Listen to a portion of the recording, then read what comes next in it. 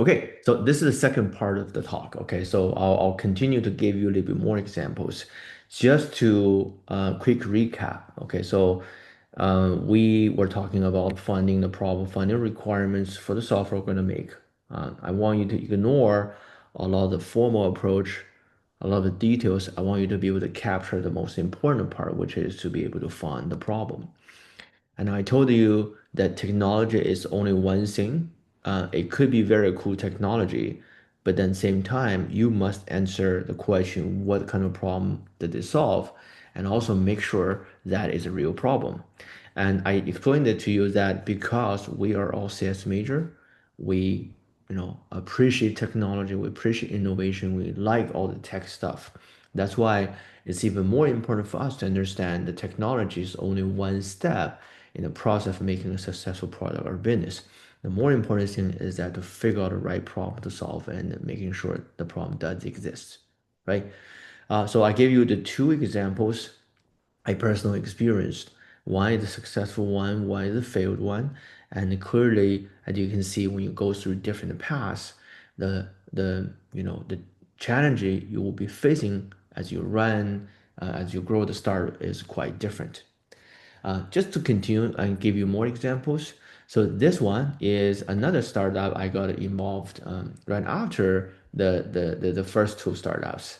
So this one actually happened in 2015, actually 14 to 15. And then at that time, I was at Vanderbilt University doing my postdoc. After all the startup, I remember I told you at the end of 2013, early 2014, the startup was kind of a shutdown, right? So we were trying to figure out other things to do. I did a short postdoc before I joined Cal Poly. And at that time, we were working on this indoor navigation system. It was a very cool project. So idea or the problem we're trying to solve here is that um, in the indoor environment, in outdoor, we use Google Map. Okay, so it works pretty well. But for the indoor environment, either you don't have a GPS reception or it doesn't tell you which floor you're at, right? So that's why we actually made this system try to give you this kind of a indoor navigation, view that predict where you are and then to show you a navigation. Now, here is a quick demo. Extending this. I'm gonna just stop the sound, but here it is that once I know where you are and you input your destination, we can show you the like a turn by turn navigation view for you, just to guide you. But then the most important technology here is how do we predict where you are, okay, in terms of position, okay? But then the background of this one, why all of a sudden we were working on this project? Well, it was very straightforward because at that time in the city of Nashville, they built a new convention center called a Music City Center, okay? It was a very cool building, very new convention center, and then they finished it and the mayor's office actually reached out to our lab at Vanderbilt University, and they were asking, okay, so we are having some challenges on the wayfinding and the navigation inside the building. Do you guys have any kind of cool technology that you can help? So they don't know the solution. They just proposed a problem. And then we thought about it, we did some research, and then we decided to use some kind of boost technology to position the indoor environment. So that's how the things came in. So we did not decide to do indoor navigation because the problem happens, the request came in, the city told us this is the issue we're going to solve, please solve it for us. So we did a solution and then we deployed that. And right after that, we actually found that this is a very good area, a good domain to be in. And not only convention center they needed, hotels they needed, and then more importantly, hospitals really need this one. Okay, so this startup actually works a lot better than the previous one just because we clearly identified a problem. I'll show you an example why this one works better. Not only this company actually makes a lot more revenue, but also as we were testing against the hospitals because we got to go there and then put all the devices and then use the phone to test the positioning and everything. So we go there to set up a lot of different things. Normally, as you work with hospitals and healthcare companies, they're very sensitive because a lot of privacy issues and data issues. But surprisingly, as we work with hospital in this project, it was always green light open. It was very smooth, very straightforward. They're very cooperative. and they really try to see this project going as soon as we can. The part of the reason because it's a huge problem. And then we realized the problem as we were in the hospital testing this one, and almost every 10 minutes, because we're mostly in the entrance, in the lobbies, almost every 10 minutes, there will be a patient came in and ask, "Oh, do you know how to get to this lab? Do you know how to, where is the pharmacy? Where did this checking or whatever?" They keep asking that almost every, say, 10 minutes. Okay, that's why whenever you go to hospital, there are often a lot of front desk, some volunteers that help you do the navigation as well. So it's a huge pain and a huge problem. So just to let you know that if you got this problem right, the rest of the part will become really, really simple and straightforward. Okay, but all of these are smaller company personal experiences. I have to say we're not that experienced at that time. Nowadays, I understand this a lot better, and I think I can handle the startup a lot better. So some of the startup I've been involved recently, I would say that it goes a lot better than the earlier ones. So that's how the experience teaches myself. But I want you to know as well that for the big companies, okay, they also made this type of mistakes, okay, all the time, not solving the problem very clearly. I give you some example. Like the first one is coming from Amazon. So I know Amazon very well. I'll talk more about Amazon. So they're doing very, very well, and they particularly are very good at finding the problem, helping the customers. I'll talk more about their culture on helping the customer later. But they also had some of the product that didn't go very well and didn't have any kind of success. And then this is one of the example. And then around 2014, they actually released a mobile phone made by Amazon. I think most of you never heard about it. As we were in the college, when I was in Cal Poly in the early days, summer student actually knows about it. It's called a Fire phone. And the phone was actually pretty good. But this is a failed project. They sold the phone online for half a year in Amazon, but then they just stopped it because the phone didn't sell very well. Now, let me show you what happened. So this is a good example. So Jeff Bezos actually did a conference to show the phone in 2014. You can still find this conference in YouTube. And they demonstrated a lot of very good features, good technology here. This is the one of example. This is the feature they demonstrate. Let me show you this one. 60 times a second. Here it is. We call this dynamic perspective. Now, I don't know if you can hear the audio, okay, but it doesn't matter. So he was just showing this feature, something called a dynamic perspective. As you can see, he was holding the phone. He switched the angle of the phone, and you can see that the image or graphics rendered here got adjusted the angle as well, right? So it just gave you a better and a more impressive 3D kind of experience, even though you're looking at a 2D screen. So that's what happens. That feature is called dynamic perspective. So think about a technical implementation for this one. Pretty complicated. Okay. He actually also explained in the conference that they used four front-facing camera. They put four camera in the front just to track your eyes and face position. And then based on that information, then they can adjust the models accordingly. So it's not an easy thing. So it's a very big engineering project. So that's why I just spent 5, 10 minutes to talk about that, right? However, is that really useful? It is a very cool feature, but are you going to buy the phone because of that feature? So he demonstrated some of the usage of the feature. One is that he had a 3D map app that you can see the 3D map just like Google Map today, and then you can change your phone a little bit. You can see different side of the building. That's one feature he showed. He showed you have a interesting lock screen. Now your lock screen, you can see different things. He also demonstrated some games that you can play with this kind of feature. Okay, but is that really useful? You know, locking screen like this, cool, but are you gonna buy and pay for this phone because of that cool feature? Obviously not, right? So this is a very good example on what is it called being cool, but not necessarily useful. Okay, but this is just one example. But also, the phone didn't sell very well because it was in 2014. The market was already very crowded at that time. It wasn't very easy for Amazon to jump in to also do something different. But I think this example also shows from the product wise, is this really something that you need to prioritize? So maybe not. This project, I also need to talk more about it. So it's from Google, and I know you guys were very young at the time, but more or less you might seen or heard about this project. Recent 2 years, you probably seen the project from Meta, and then they build their own AR glass. That's pretty cool, but let's not talk about that one yet because we don't know whether that's gonna go well or not. But then around 2010, 11, 12, Google was working very hard on this Google glasses. Okay, you probably seen this picture at some point.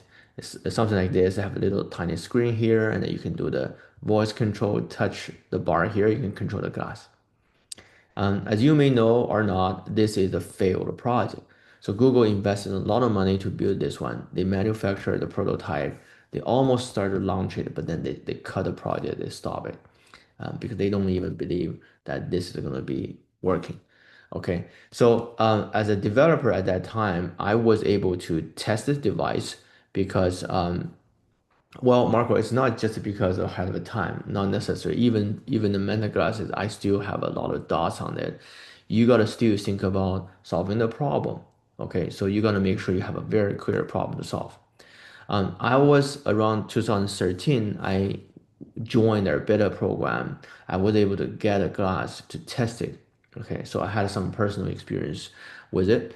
At that time, I actually did find that the screen of the glass was very tiny and there's not much you can do with it. And you had to look up a little bit to see that little screen.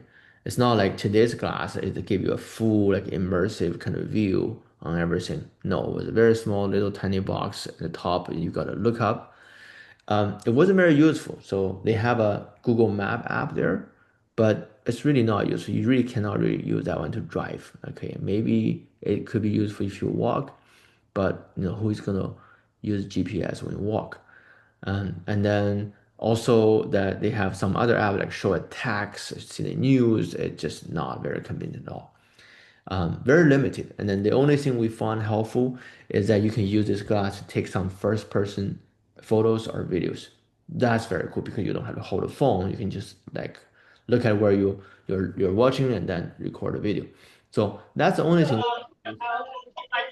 Other than that, it was very, very limited. Okay, so not solving a problem, but also they were having a lot of privacy issue, the interaction issue with the glasses. That's why they didn't even sell this one to the public. They only did a beta program at that time. And over the past 10, 15 years, uh, there has been news on Google gonna go do this, do another version or so, but it never happened. Now everyone talking about AI. I'm pretty sure they kind of stopped this project. Okay, another kind of failed project from Google. But obviously, Google had a lot of more projects that didn't go very well. I think that also makes sense because Google culture, they're very tech. Okay, they're very technically competitive, very strong. So they like to work on this very, tech heavy project, but then they're not that sensitive to the problems, products, and customers. Okay. I also want to talk about the Apple Watch because it was also a very good project, a big project. I don't think we can call Apple Watch as a failed project. Obviously, it's still selling. I think they're selling pretty well. I think a lot of you also have the Apple Watch. However, from the problem solving point of view, I really don't see anything new or new problem it solves. But the difference between this project and the other two things is that the Apple Watch is still a watch. And as long as you want to wear a watch, I think this provides a very good alternative. Okay. But most of the things, as long as you have a smartwatch, okay, most of the things you can do with a watch, probably you can get a better experience on the phone, except probably some of the health features, right? Track your heart rate, track your exercise. Those things may be more convenient, but other than those, like with that little tiny screen UI, I think the phone will always work better. Okay, so it's very limited in terms of solving problems. Okay, so this one we're not going to judge like whether the Apple Watch is more successful or not, but at least it was not as successful as iPhone. In fact, all these three products, like especially this one, they came in around 2009 and 10. They were trying very hard to replicate the success of the iPhone. The iPhone came in 2007 and 8. So right after that, Google was trying to do also something very big. So that's how they came out with this one. Okay. But then they didn't realize that Apple actually solved a very concrete problem. I don't know. Can anyone summarize the problem Apple trying to solve? If you ever watched that, the the Steve Jobs first conference, they actually talk about it. At the very first smartphone, okay, the iPhone, what kind of problem iPhone solved?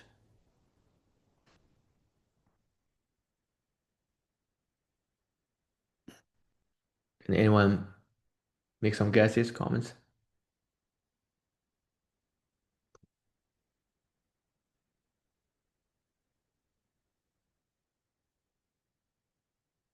I think from what I remember, he thought it was difficult to use the buttons on the keyboard for the previous phones that existed. Yeah. So you're talking about the touch screens, right? That was Yeah, a very big, that was a very big feature. Daniel said the same thing, the physical keyboard. Okay. That's one thing, okay, but I would call that more like a feature-wise, a kind of enhancement. Okay. But there are bigger problems they solved. It was kind of one device that was a phone and had access to the internet and music. Yeah. You're right. I think your microphone cut off a little bit, but I kind of get your thing. Okay, so I think that was the right point. Okay, so to summarize, oh yeah, Tim also said the same thing. Okay, if you watch that conference, they actually explained it. So this one happens in 2007. Okay, again, 2007, you guys were just born probably, and you don't remember what at that time, but I can tell you. Okay, at that time, every home, every family has these three things. People use cell phones to make calls. People use laptops, computers to do the internet. And also another thing you guys probably don't use that often is the Apple. At that time, besides iPod, there are a lot of MP3 players. It's almost like a USB drive. You should have seen that before. The USB drive, that kind of shape, and then you put MP3 songs, and then you can listen. And iPod is just a better version, right? So at that time, these three devices are very popular. So phones, uh, laptop computers, and also the MP3 players or iPod. But you have to carry three different devices to do three different things. Okay, and iPhone combined everything together, right? So today you look at the iPhone smartphone, it's very straightforward, but think about going back to that time. The reason people were so impressed was just because the impact that this one device can bring to people. It's not just about a touchscreen or some of the nice UI. So they fundamentally solve huge problems. Okay, so that's why we talk about Apple. We know iPhone, a good design, good manufacturer, a nice UI UX for sure. But they also solve problems. That's why if you compare that with the Google Glass, this one it really doesn't solve any new problems at all. Okay, so big companies they made mistakes. You have to get it right as well. Okay. I also want to dive into Amazon a little bit more, since I know the company better. I showed one bad example from Amazon, but most of the time I have to tell you that Amazon does things really, really well, especially problem solving, because in their company, one of the most important culture Amazon has is something called customer centric, or they call it customer obsessions. So they basically ask everyone to think on behalf of the customers, really treat the customer very, very well. So these are some of the early days data to show how well the reputation yes Amazon has. And obviously, I don't know the pool, but it should be a very good one. And as you can see, Amazon actually is ahead of most other bigger brands if you can think about it. Basically means how the customer likes about Amazon, the reputation, talk about the good things about it. Obviously, they're doing very well, and I think there are reasons for it. Okay, I don't know, if you think about any time you buy something from Amazon, especially you want a refund, I think that refund process is always going to be very good, right? They try to make it easy, simple. A lot of time you just drop it there, they scan it, and you got your money back, right? So just shows how Amazon treating customers. And for Amazon, if you want to call them, you can always reach out. Not like most other tech companies, you just cannot never you can never get a hold of them. Okay, so Amazon doing very well. I'll give you some more examples on how like internally they try to focus on problem and then improve things for the customers. When we were in a broader team with we do the development, right? So every cycle we got a plan on the things we need to work on. You know, a lot of the time you might think, oh, it's a manager, it's a boss, it's a director who decided what to work on.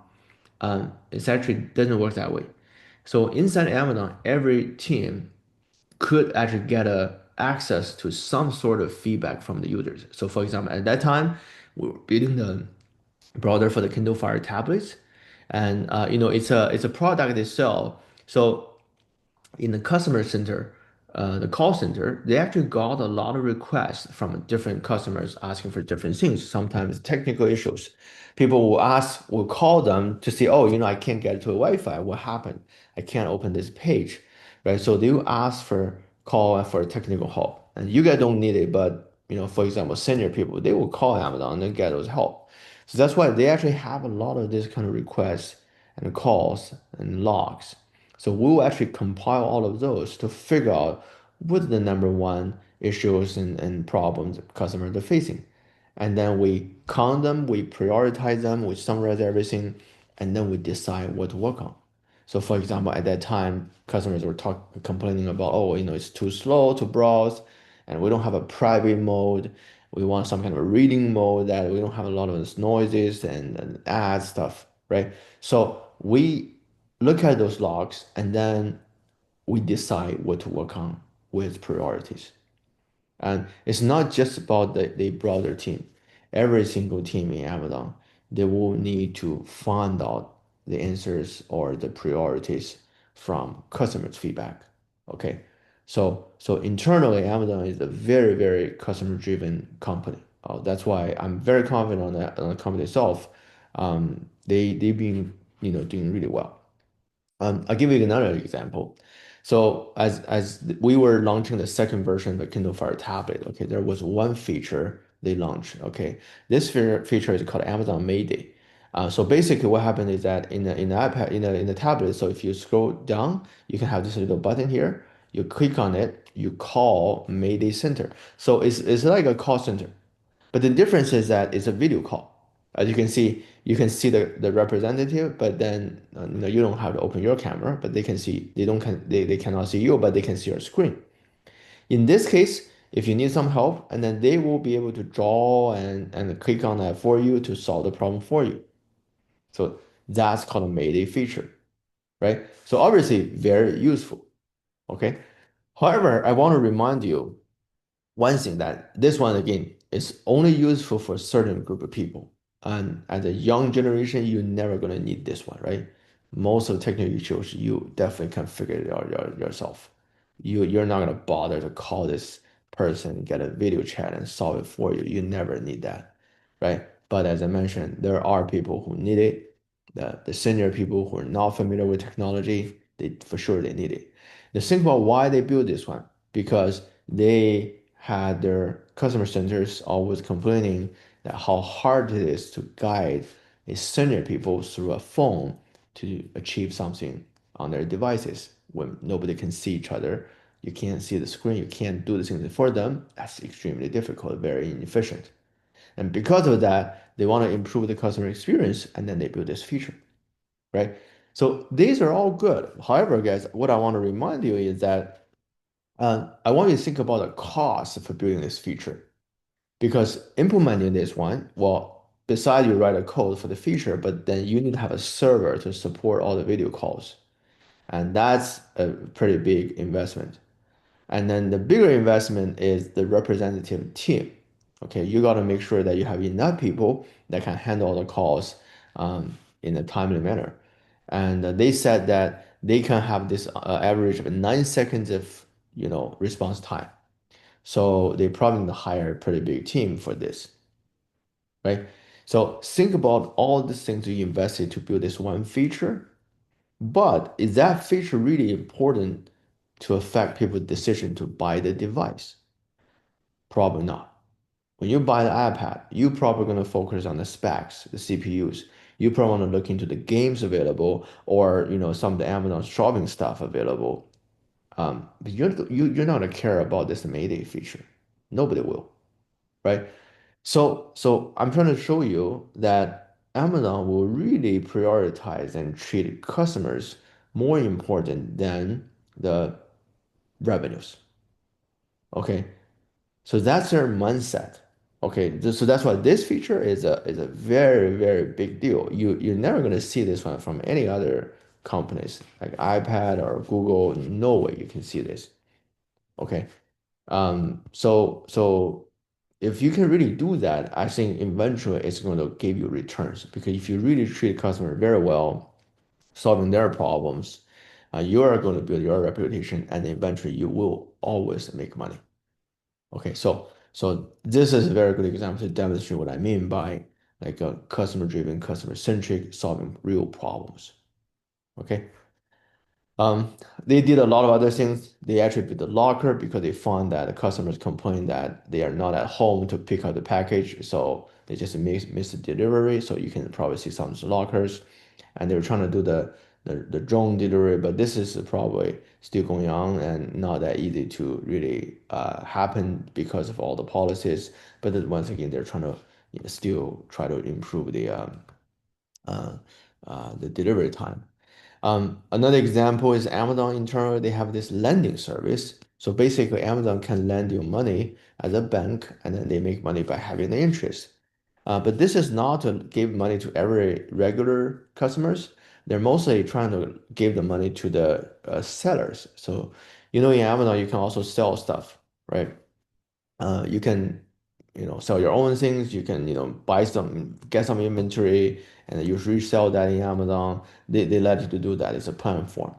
So if you sometimes need money as a, to fill up your inventory or other purposes, they can actually give the money to you, but you pay back with interest. Okay, but they give you a little bit lower interest, and then it also makes the process much easier because for banks, it's harder for you to get loans and to do those kind of things. Okay, so Amazon tried to very hard to simplify this one and then lower the interest. But also, at the same time, as you can think about the Amazon, take not only a lot of risks about giving the money to you, but also they kind of also will affect their own business because Amazon is the biggest seller, right? So they sell most of the things by itself. Same time, they allow other seller to also sell it on Amazon. But they are helping all the sellers, okay, to be more competitive, to sell more, and which is also kind of a competition to themselves. Okay. Of course, you can argue that well, Amazon controls everything. Amazon also gets some kind of a cut from their sales. That's true, but same thing. I'm more talking about Amazon's mindset. So they don't want to dig into too much on how this is going to affect their business. They just want to help every single customer, whether it's a shopper or it's a seller, right? So that kind of mindset really helps them a lot. From what I heard, that this feature, this team actually they made a lot of money just by having the loans and then getting the interest at the revenue. So as you really look into customers, and you will get money for sure. Okay, so that, but then you don't want to start with thinking about how do you make money, how do you generate revenue, maximize the profit. That's the wrong way. Okay. The last example here is that Amazon had a very strong cloud computing platform called AWS. The Amazon was the first one who created around 2009 or 2010, and it got really popular around 2012 and 13. I remember when I was in the company, it was in the summer of 2012. So Google had its annual I/O conference. At that time, Google launched their own cloud platform. It's called Google Cloud. It still exists today. So when that happens, as an engineer, myself, as well as a lot of other people in Amazon, we felt very stressful because we know that this is Google. Now, Google is coming to the platform to do the cloud. And that's a pretty big competition because we know Google is pretty good on the internet. Well, Amazon was starting from a like an online e-commerce site, right? We all agree that Google technology is probably better. So now they want to do the cloud computing for sure, they can do it. Okay, so people are a little bit nervous, people are a little bit kind of worried about the future, how AWS is going to grow. Okay. So one day there was a like a internal conference, like it's an all hands conference. Basically, all the employees sit together in within the department for the whole AWS. At that time, AWS has probably 1 to 2,000 people, and I was also in the meeting. And so during the meeting at that time, the head of AWS was Andy Jersey, who is currently the CEO of Amazon. But at that time, Andy was only the head of AWS, not Amazon. Jeff Bezos was still the CEO for Amazon, and Andy was saying this to all the people in the AWS department. I still remember that very clearly. So what Andy said is this. So he said, obviously the competition are pretty stressful. Okay, we all agree that, Google or anyone else or Microsoft, they're also building cloud. That could be a potentially a big threat to us, and we're going to lose some of the market shares probably. Okay. However, he highlighted that if you want to win this competition, okay, the best thing you want to do, or the most important thing you want to do, is not to always look at your competitors, to try to compare yours with your competitors and figure out how you can do better than your competitors. That's not the right mindset. What you really should do is to go work harder and then spend more time with your customers to see if you can find more issues, more complaints from them so that you can make your product better and solve more of their problems. That's how you can win a competition. Okay, so hopefully you guys got a point. I was very, very impressed by this mindset. Okay, because this one isn't easy. All right. Um, so what it means that you think about, guys, one day you think about if you or your family probably has a business, let's say it's a small business. You have a restaurant, you have a coffee shop, it's going all right on the street, and another month, on the other side of the street, someone else also opened the same coffee, not same, but another coffee shop, another restaurant. And then you start to see people going to the other one, not yours. Okay, now there's a competition. And you probably won't feel very happy. You probably will feel very successful. You probably will really hope that the other thing can go shut down as soon as they can. Okay, so at this time, some of the very common thing people might do, which you've probably seen. Number one, I have seen people start to write reviews to each other, and they will put some bad review for the other one, and the other one will put bad review to this one. That's one thing. Or then you might send someone to the other shop to see their menu, to see their pricing, and then compare the product. Oh yeah, actually this one actually is cheaper than mine, so I might need to lower this price a little bit. Or oh, actually they offer this kind of drink. I don't have it. No, maybe tomorrow I want to add that one to my list. And I see, oh, this one, mine is better and more profitable, and then that one, and I can, keep my advantage here. So that's actually a very common mindset when you face a competition because you want to watch your competitor, you want to watch how they're doing, and you want to make sure you are doing better in every single aspect. Okay, it seemed to be right, but it's actually not, definitely not the most effective approach, right? So the most effective approach here is that you want to do better to your customers.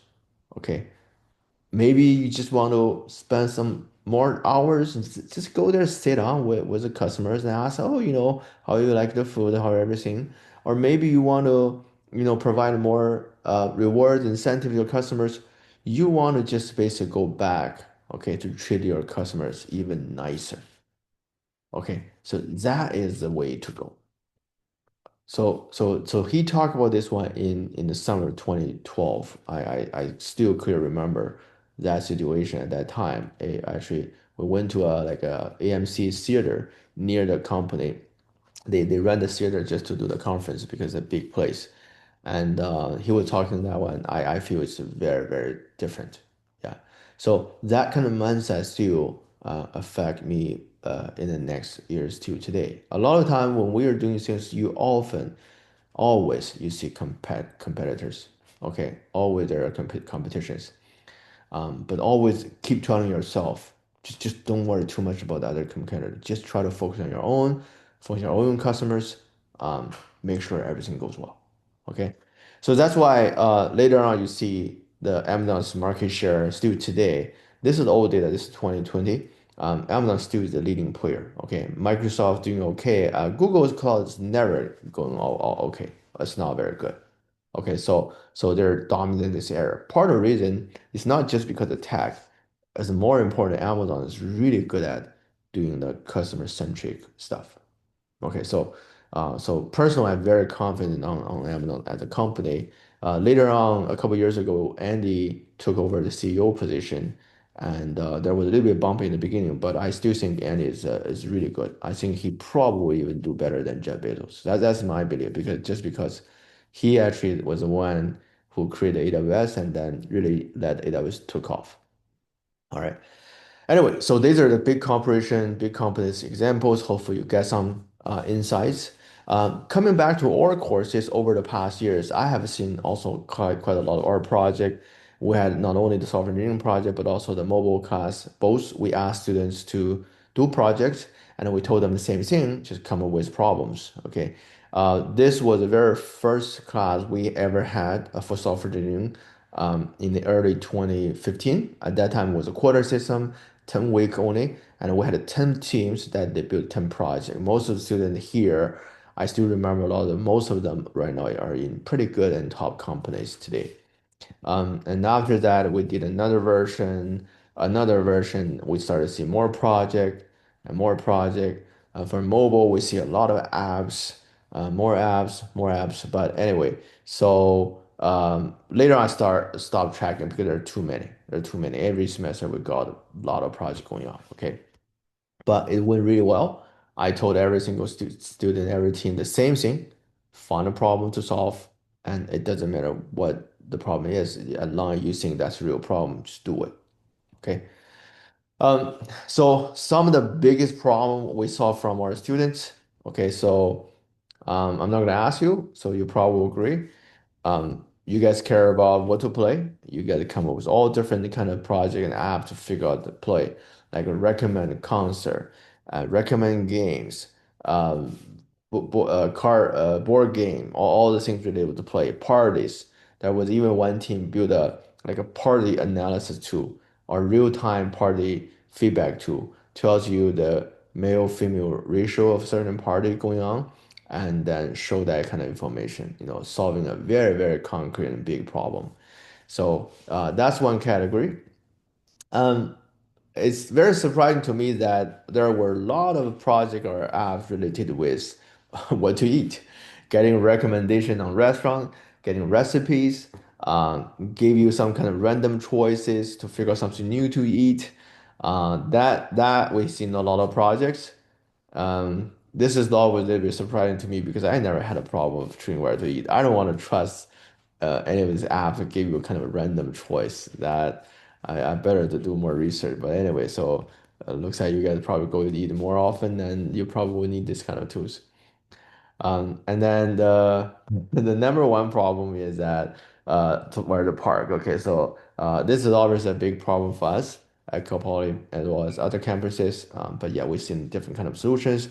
However, from the recent years, I kind of suggest people not to do the parking anymore because there's really not much fundamental solutions you can do for parking. Think about it, the resources is just limited. Okay, there's not much you can do to solve that issue. And then people do some kind of a workaround issues, like you provide some kind of rights. So if I have a parking spot, I'm done with my class. I'm walking back to that far garage, and then you gave me a ride, and I'll give you my spot. So that kind of thing. That was a very good solution built in the middle, but the school doesn't like it. Okay, the school doesn't like it. One for the reason of safety. Secondly, because of it creates some internal on-campus traffic. So school doesn't really support it very well. So that's why from now on, I don't suggest the parking ideas anymore. But anyway, so over the past years, we actually can see a lot of very interesting things. Let me share a couple of a project from our students. Okay, I don't want to talk too much, but some of these ones I really want to tell you. The first one was coming from a mobile app class. So I asked everyone to build an app and then come up with a problem to solve. We had this student back in 2015 or 16, I can't remember. Her name is Marin, and then she stopped by my office hour and asked me, "Can I work on this project?" She started explaining that, well, I've been playing Minecraft. I like it. But one problem I have is a lot of time I can't remember the recipes to generate different things from the input and get the output. So I gotta go online to the website to check the references so I know what to do. Okay. For most of you guys, I assume that this is not a big problem because you guys are probably very good at Minecraft. You don't really need to read and look at these things anymore, right? But you can imagine as a beginner, this is something that's definitely needed. Okay. So she said, I want to make an app that I can easily check all the references, just like a tool to search the recipes. So I heard about the idea. I got the point. But to be very honest, I wasn't very impressed with this idea because first of all, I didn't play Minecraft at that time. Okay, I didn't realize how popular it was. But at the same time, I feel this is just a tool, right? You're not building a game. You're just building a tool. It's not a very big deal, and it's a small like utility app. But I can see the student had a lot of passion on it. I said, well, of course, if this is a problem you think it's a real problem, then just go ahead and do it. Okay, so she actually made the app eventually. So this is the app that she made at that time. So this app, as you can imagine, isn't very difficult. So it's a standalone app without a server and just one single screen like this. In this app, you can drag and drop the items on the screen. If you put items on the here, and you can generate the output here. If you put the item in the output, it will show you the input you need. That's how you can find all the recipes. So, so she got all the images, she put all the different items, she did a lot of work here to put the data together. Okay, so that was her app or project. And then we asked everyone to basically publish the app in Google, and then everyone actually did it. All right. So and oh yeah, someone mentioned there's a feature right now, right? But that shows there's a need. Anyway, so the interesting part about the story is this, guys. So I asked every single student to publish their app in Google. Okay, they all did it. They all did this in Google. And then at the end, as we look at the downloads, okay, to our surprise, that this app was the number one most downloaded app in the whole class. Only within 4 weeks, she got over 3,000 downloads from Google. Okay, you should know that this was in 2015. Um, People already didn't start to download new apps. And think about today, you never download new apps. You often just use Instagram, Discord, right? What else? TikTok. Pretty much that's it. And you don't really do new apps. So she got over 3,000 downloads only within 1 month. Every day you check out there are a couple hundreds downloads. Obviously, there was no advertisement, no promotion. And this was literally the most downloaded app and the most successful app in the whole class. Although this is probably one of the simplest apps in the whole class. No server, just some data here. You get the images, some buttons. That's it. One screen only, a single screen app. Okay. But why this is the most successful one? Well, obviously this is useful. And some of you told me that there is some features already in the game. And also, the market is huge. Okay, even though most of you guys don't need this because you guys are pro players, but there will be always beginners. And if she had that problem, there had to be someone else also share that same problem. And then people started to search and find it and started downloading. So that's a power of when you find really the right problem and then you solve it effectively and you target the right group of people. Okay, it's a very good project. At that time, in that class, I have to tell you, there were a lot of not a lot, there were few students who are really good on coding. Okay, some of them did it like a Google internship, some of them did really good project before. They built a very sophisticated apps. Okay, with the model screens, with servers, with all the different cool features, way more complicated than this one. But none of those matter. So users download your app not because you wrote more lines of code. It's only because this app is useful. Okay, so this one really tells you it doesn't matter on the technology or complexity. It really matters when you solve the problem. Some of you ask, does she make any money? Not on this project. So the end story is this. Right after she got over 3,000 downloads, we actually got an email fairly quickly from Google. And Google said, well, I'm sorry, but you guys have to unpublish this app because you use a lot of images from Minecraft. And Minecraft at that time was bought by Microsoft. So that actually violates a lot of the copyright issues here. We don't want to get into trouble, so you have to unpublish this app. So unfortunately, they just unpublished the app, and there was nothing else going on. So you can't find the app right now, but in the beginning, the app does got a lot of traffic. But I also believe that if you don't have that many traffic or downloads, nobody's gonna care and bother to write email to us to unpublish the app, right? So that was a very sad because there's nothing else we can do because this is Minecraft. Well, we have to use those images, right? So that's the situation. All right. So anyway, very good project from our student. The second project was from the same mobile class, okay? And then, so what he did was this. So problem, he said, well, I have a girlfriend and I need to do the video call every single day. And, obviously it's great, but, if it's too much, it could become a problem. I don't know, for guys, right? So you guys understand what's going on.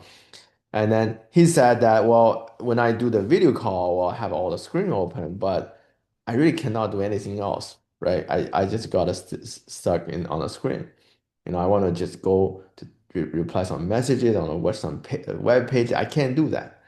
At least at that time, for a full screen video call mode, you're limited on what you can do. And nowadays, you have some option. You can flow the screen somewhere, right? So at that time, he delivered a kind of a different kind of a app on Android that allows you to do the video chat, but on a floating screen.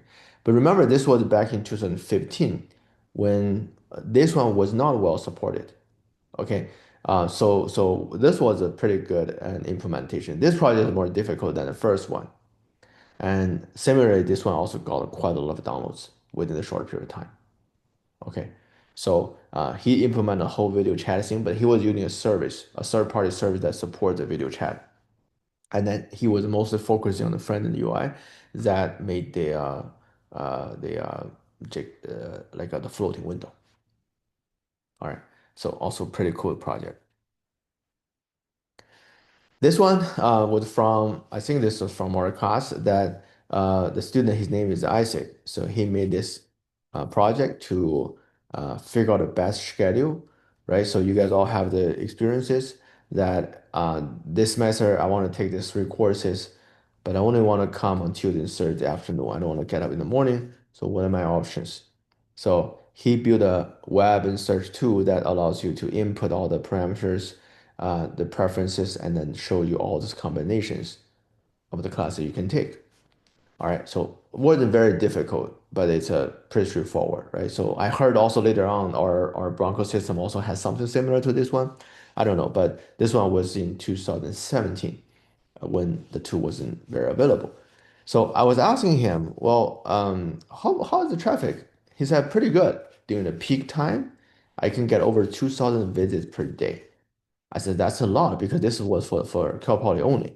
I said, well, did you make any money? And he said, yes. He said, well, I actually sold a banner ad at the top of my website for a local restaurant. I don't know which one. And then they paid me like $100 per month, something like that. Very successful. Okay, that's more than enough to cover the server cost. And then I was asking him, well, how do you promote the site? How do you let people to know your site? Well, he told me two things. Number one, he said, well, I was trying to share this link in different social media groups, in Facebook at that time, and that's how people know it. But then he said the much more effective way of the promotion I did was that every day, at the end of the day on campus, I will actually go to all these major big classrooms on campus, and then I will go there to write down my URL on the whiteboard in the front of the classroom. So next morning when student comes back, and then they will see my URL, they will know this website. That's what I did. And he said that this is much more effective. Okay. So I was very, very impressed by that part of the story he told me. Okay. Because that truly shows what is called execution. If you think about this project, idea-wise, nothing new. Technology-wise, nothing difficult. But why this one can launch so well and also make some money? Well, it's all about executions, guys. So later on, you will start to realize that as you do the startup, yeah, you're never gonna be successful just by ideas. It's all about who is gonna do it, right? So if you have a project, if Elon Musk gonna do it, you know he's gonna do it very well. All right. For the success of a startup, it's very difficult, but it's majority of it is it depends on the execution. It depends on the people, right? That's why most of the time when the investors are putting money into the company these days, it's all about investing on people on the teams. So that's really the key. All right. But anyway, guys, these examples are all our previous students. Okay, it's around us. I'm not showing you some guy from a kind of a genius from MIT or something like that. No, you don't need that. I don't think those guys will be very successful. Okay, you just need these kind of samples. Okay, who knows how to execute, who know how to find a problem, and then just do it. Okay, so if they can do it, you guys should be able to do the same thing. All right, so hopefully this gives some better ideas. But to summarize, guys, as I'm talking about a problem, I want you to find it. Okay, clearly a lot of the things I showed you earlier was pretty good problems. But I don't know if you realize that um, there are some important things you need to keep in mind as you try to think and brainstorm these problems, which is that most of these problems it's just coming from your life and your experiences, right? So the girl who did the Minecraft app, because she was playing and she was a beginner, that's why she had that kind of issues. The guy who built the video chat, obviously he had a girlfriend.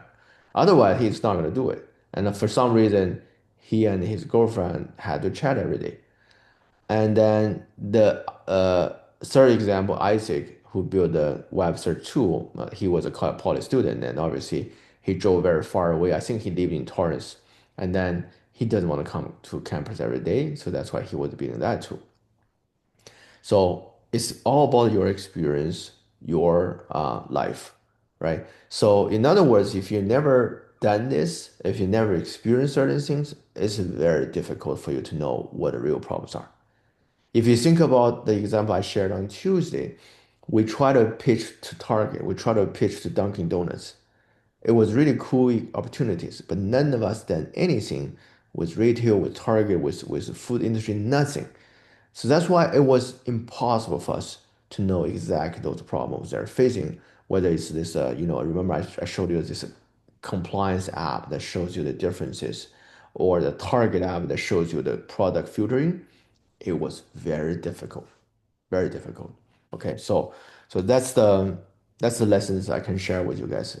Once again, nothing difficult at all. Okay, but I realize that this is not easy to get it right.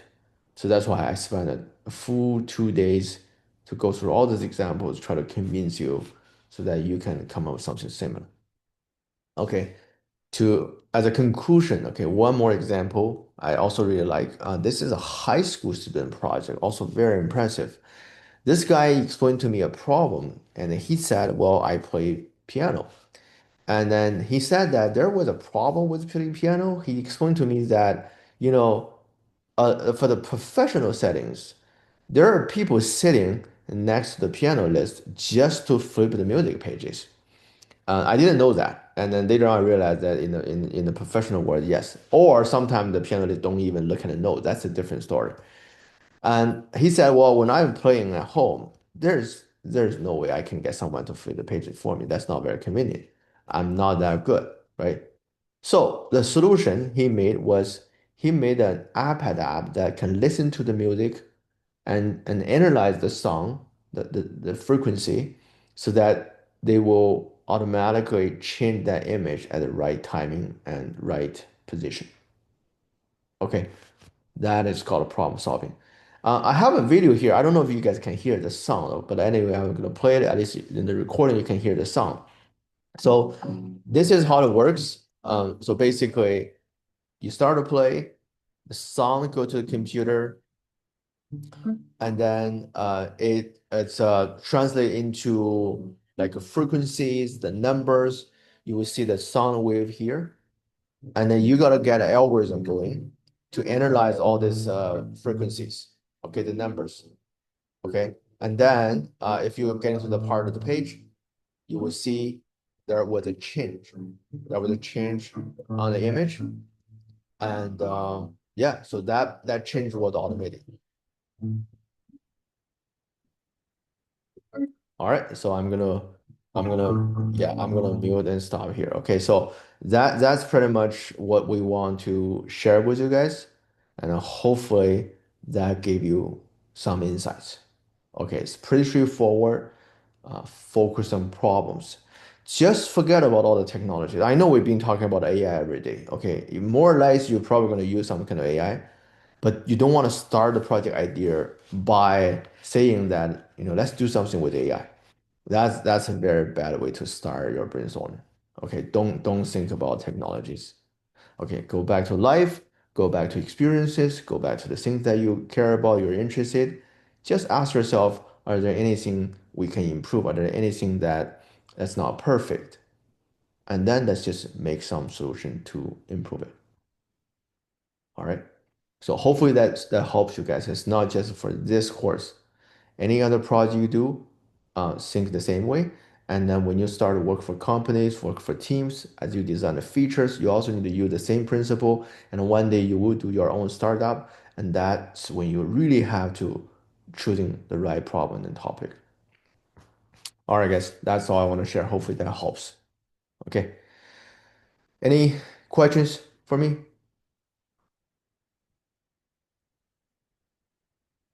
Yeah, James. So the James was asking if the indoor navigation is still active. Unfortunately, no. That startup, we did launch it and deploy it into multiple hospitals. And then, but then we also hit some technical issues. But at that time, it was a little bit more about the teams. And then at that time, we didn't like, honestly, because of a lot of reasons, we can't really full-time focus on this one as the professors and faculty. At that time, I was in Poly and the other professor at Vanderbilt. And yeah, I don't think we spent the right amount of efforts on this one. That's why it eventually didn't go very well, although we did succeed a few projects. Also, at that time, we kind of divert to some different directions at that time for different other projects.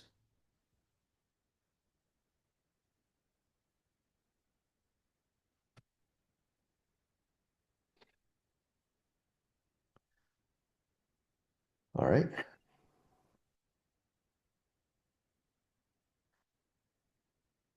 Okay.